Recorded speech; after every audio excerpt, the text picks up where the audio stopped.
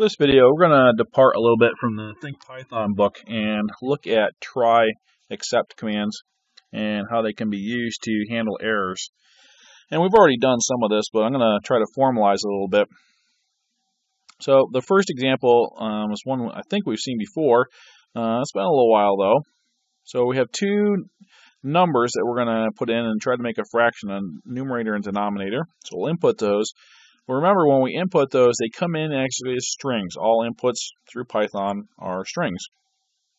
So what I want to do is convert these to an integer. But when you have a user inputting data, you always want to validate that they have actually typed in what you hope they would. So I'm looking for a numerator, but what if the user decides to type in their name for some unexplained reason? Then when I go to convert that to an integer, it's going to fail and the program's going to crash. So you want to try to handle these kinds of cases. So the way to do this in Python is to use a tryexcept block. So I'm going to try to convert these to integers and then try to set it up as a fraction. So I'm going to divide, well, actually it's a decimal. I'm going to divide x by y. And there's two kinds of errors that can occur here then. An error can occur in the conversion to an integer, and an error can occur if we divide by 0 here. And they generate two different kinds of errors. The first, converting to an integer, if you actually try to convert a string to an integer, you get what's known as a value error. And then the other one is simply a zero division error. Okay, so if all of this is successful, then I will have successfully computed div, and at the end of this, right here, I know I've successfully computed div, so I can print div out. Otherwise, if I get a value error, I know that I must have, the user must not have put in an integer, so I'm going to print out a little message saying, hey, you got to put a number in, and if they actually put in a 0 for the denominator, I'll say, no, you can't do that. So let's run this. And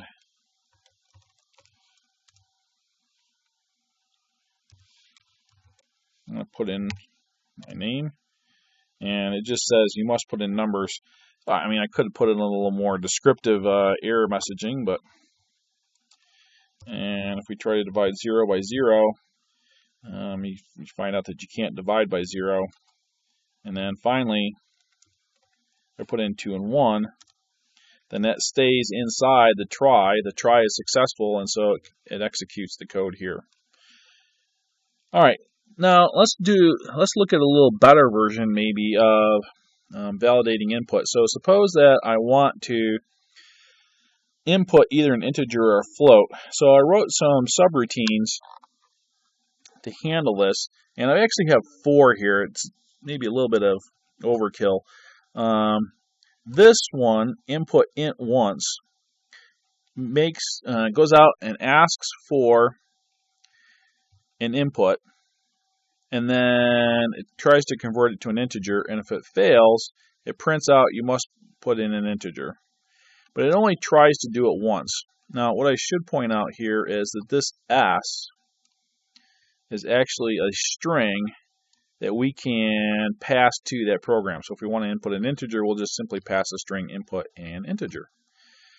Okay, so input int once, again, gets the input, tries to convert it to an integer, and if that doesn't work, prints out you must put in an integer. Doesn't accept the value they put in, instead it returns a none. Otherwise, we return the valid integer. Input int, which is the thing that we actually call, just keeps calling input int once until it gets a valid integer. So we pass in that string, we pass that on again to input int once, and then we just have this while loop. We start off with x equaling none, and while x is none, we just keep calling this input int once.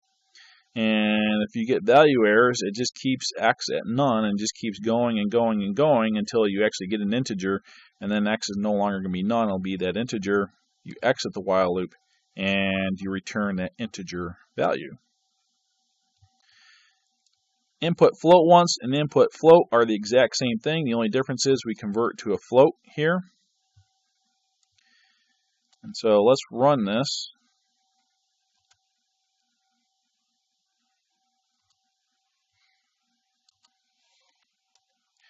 I'm going to type in an S. And that S is going to put us in the except. So we should get input in, you must input an integer, and it's going to return none back to input int. So there's the input in integer. And since it returns a none, x is equal to none, this while loop continues to execute. So we call input int once again. We try to put in another integer. I'll put in 2.0. Again, it doesn't work. We get a value error. X is still none. We call input int again. So let's put this thing out of its misery and actually put in an integer. So this will just keep going and going and going until you actually get a valid integer entry. So this is one way you could guarantee that the user is going to type in the kind of value that you want. So if you were looking for something like a street address or a social security number or something like that that you know is made up of integers, then you want to make sure that you get the right kind of data in there. There's no data entry errors. I mean, there can still be errors, but not silly kinds of errors. Now, the only thing I didn't like about this, so the next bit is getting away from the whole tryexcept block. So I hope that you have the idea of how the tryexcept block works. If you have code that could generate an error of some sort, so a conversion to an integer or some other kind of thing, then you can try to trap that error if you have a way to handle it or want to handle it, instead of just having the program crash. So the one thing I didn't like about this was I ended up with 4 different functions here, one for integers and one for floats, but the code is identical. The only difference is that here I'm calling float instead of integer, and down here input float once instead of input int once. So it just seemed a bit silly. So we got a little fancier and fix this up so that there's only 2 procedures. And the way this is going to come now is I'm going to input a number. This is the string, so in this case I want to input a float.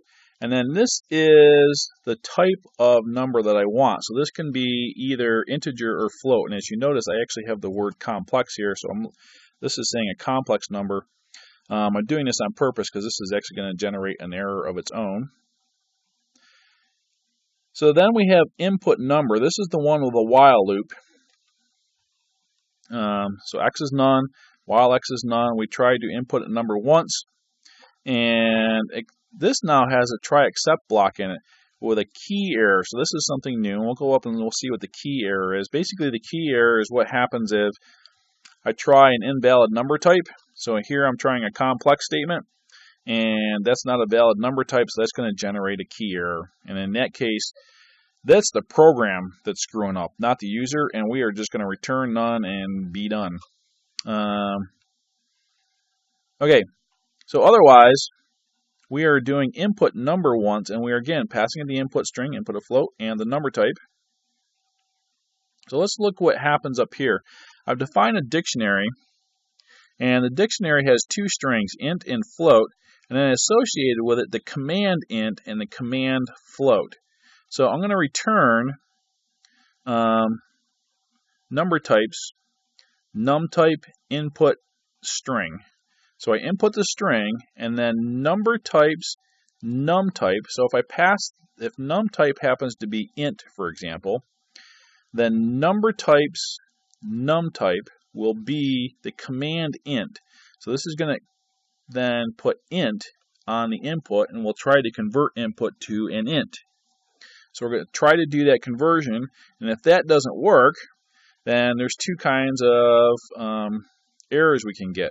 We can get the value error from before, and then we have to check, are we looking at a float or an integer, depending on what kind of error we're going to report. So if it's a float, we say, well, you must input a float, and if it's an int, you must put an int. There is another error we can get, and that is if somebody passes in, like I'm going to do, a complex num type that is not in this dictionary, that's going to return a key error. So that's not a valid key. And in that case, we're just going to print out the num type that somebody passed in and say, that's not a valid number type. And we do something called a raise. Raise means, hey, my procedure is not handling this error, so it actually keeps the error around. So when this code finishes, it's going to come back to where it was called here, and that error is still going to exist. So that key error will still exist back here. It's not been handled, and we'll come down to accept key error and return back none. These other errors here actually are handled, and so we will come back here. There's no more errors. The error flags for value error are reset here. So when we get back to here, there is no value error. Hopefully that makes sense. So the Python language internally keeps track of what exceptions or what errors have occurred, and when you handle that like this, it says, okay, we're done, and clears those out. But in the case when you do a raise, it says, oh, you're not done.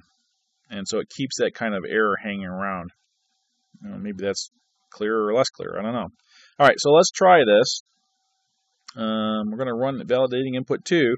And before we get anywhere, we get complex is not a valid number type, and we print out none. So what happened? Well, we passed complex here. That came in as the num type, and we tried to input that number, and we tried to return number types num types. So in this case, we went up to number types and looked for a key called complex, and it's not there. So before it even got to input the string, it failed with a key error. It printed out that number type complex, capitalized it, so it made a first letter capitalized. It's not a valid number type, so that's here. Then we raise the error, which means that we come back here where we try to input number, and it says, nope, we have a key error. And so on key error, we are going to return none, and that's where the print none comes from. We printed out input number type, and in this case, it was none. So let's change this to something else. Let's change this to an int, and now we can run, and actually it'll ask us to input a float. So at this point, we've called this with an int. We go to input number, and it's trying to do the input number once. So now we are right here. The key num type is int. So number type's int on that key is this value, which is a command, and it's going to try to convert our input to an int. So if I put in 2.3, which is a float, then that's going to generate a value error. It's going to come down here and say, oh, the num type was int. You must input an integer, and it's going to return none. When we get back here, then the error is going to have been cleared, and so here it's going to try this. It's going to get a none, and it's going to put us back up into the while loop. So notice the difference here. When I get a none back, then I just come back up to the while loop, whereas before with the key error, I actually did a return, which exited out of the while loop. So it's going to put us back into inputting a float. Whoops, I say input a float, but I meant int, so this is not very good programming. I didn't change both of those. Well, okay. So we'll actually input an integer. We'll input a letter. And again, the same sort of thing happens. We get an error up here. It's handled by outputting, you must input an integer. Although I keep saying float. So let's input an integer and end this. And I'm going to change this to float. These two things should be